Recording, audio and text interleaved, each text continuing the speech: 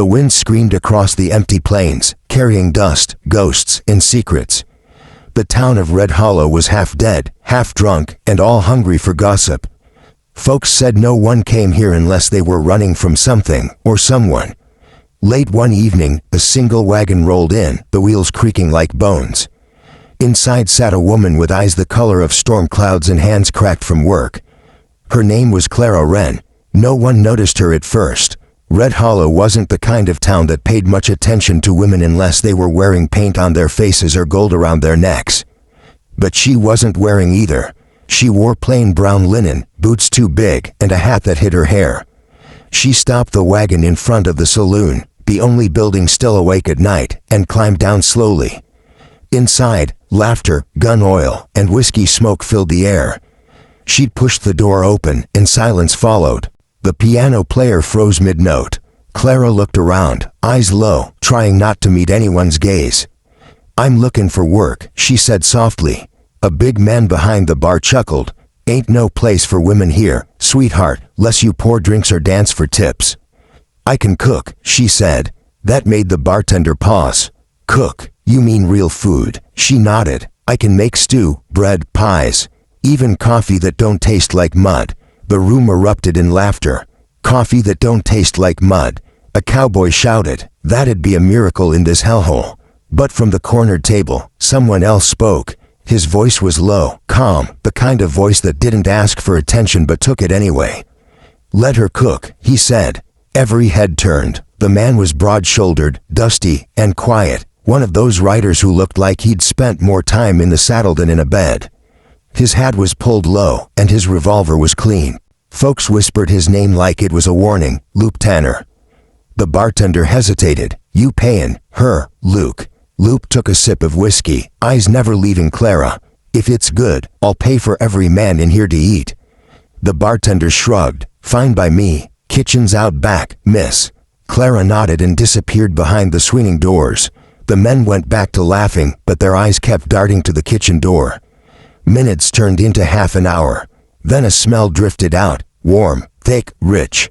Beef stew, bread. Even the whiskey drinkers lifted their heads. When Clara came out, she carried a big pot and bowls. She served every man with trembling hands, then waited by the wall as they tasted. The first spoonful silenced the room again. "Hell," one cowboy muttered. This is real food." Another wiped his mouth. "Ain't tasted nothing like this since I left Kansas." Luke Tanner leaned back, chewing slow. "You weren't lying," he said finally. Clara blushed, her eyes still down. "No, sir." He stood, dropped a few coins on the table, and said, "Come work for me. My ranch is 2 days north. Pays fair, no questions asked." The room stirred, men stared, some looked jealous, others curious. But Clara only whispered, "You don't even know me." Luke's gaze was steady. "Don't need to. I know honest when I see it." The next morning, they rode out before sunrise. Clara sat stiff in the wagon while Luke led on horseback. He didn't talk much. She didn't either. The silence between them wasn't uncomfortable. It was just there, like the endless land stretching around them.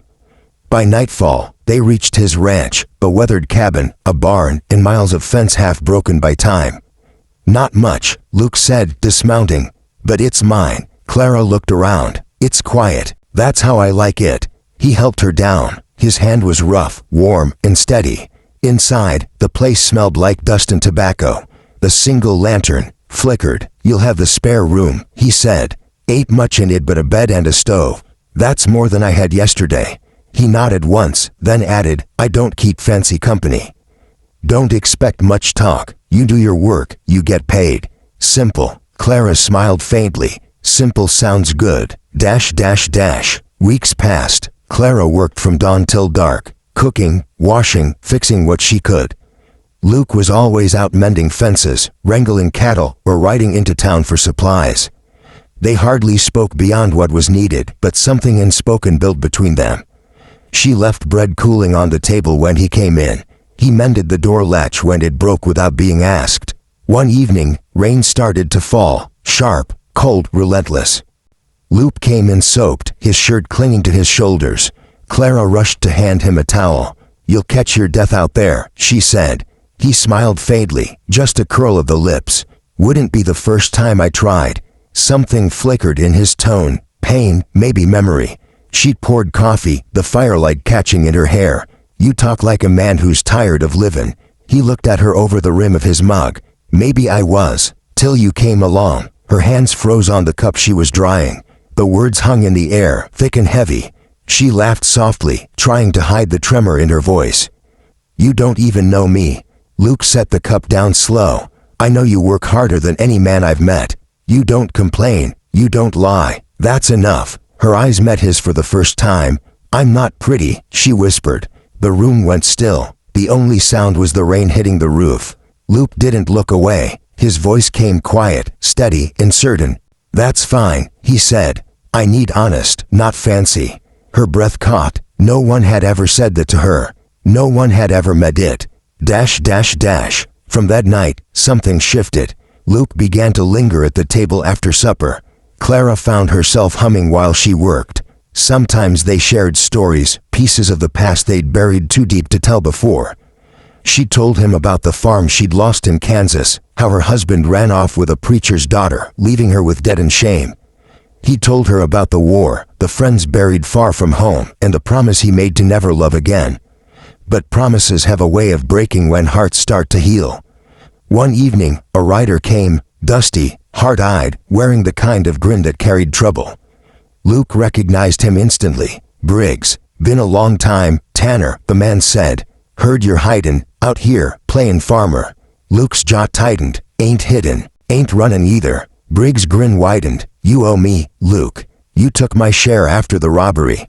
Clara froze. Robbery. Luke stepped forward. I took what was mine. You killed 2 men that day. Briggs shrugged. They got in the way. Now I want my cut, or I'll take it another way. His gaze slid toward Clara. Luke's hand moved faster than thought, his revolver drawn, barrel aimed square at Briggs' chest. You won't touch her. Briggs smirked. Didn't figure you for the sentimental type. Guess I changed. The silence that followed was thick enough to choke on. Then Briggs' hand twitched toward his holster, too slow. The gunshot cracked like thunder. Briggs staggered, fell to his knees, and crumpled in the mud. The smell of gunpowder filled the air. Clara stood frozen, trembling. Luke lowered his gun, breathing hard. I didn't want you to see that, he said quietly. She stepped forward, her voice barely a whisper. But you did it to protect me. He looked at her, rain and tears mixing on his face. You should leave, Clara. You don't belong in my kind of life. She shook her head. I belonged nowhere till now. He looked at her, long, hard, as if searching for doubt. There wasn't any. They buried Briggs the next morning under a lone cottonwood. Luke said little. Clara placed a single wildflower on the grave. When they returned to the cabin, the air felt lighter, as if something poisonous had finally passed. That night, she cooked stew again, the same kind that first brought them together. Luke ate in silence, then set his spoon down. You could leave tomorrow, he said. Head anywhere. Start fresh. She smiled softly. And leave you here to burn the stew. He laughed, a deep, rusty sound she hadn't heard before. Clara, he said, leaning forward. You sure about this? She met his eyes. You said you needed honest, not fancy. I'm about as honest as they come. His hand brushed hers across the table. The fire crackled. The rain outside had stopped.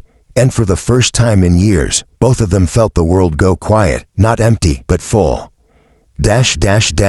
Months later, the ranch was alive again. New calves in the field. Fresh paint on the porch. Coffee every morning that didn't taste like mud.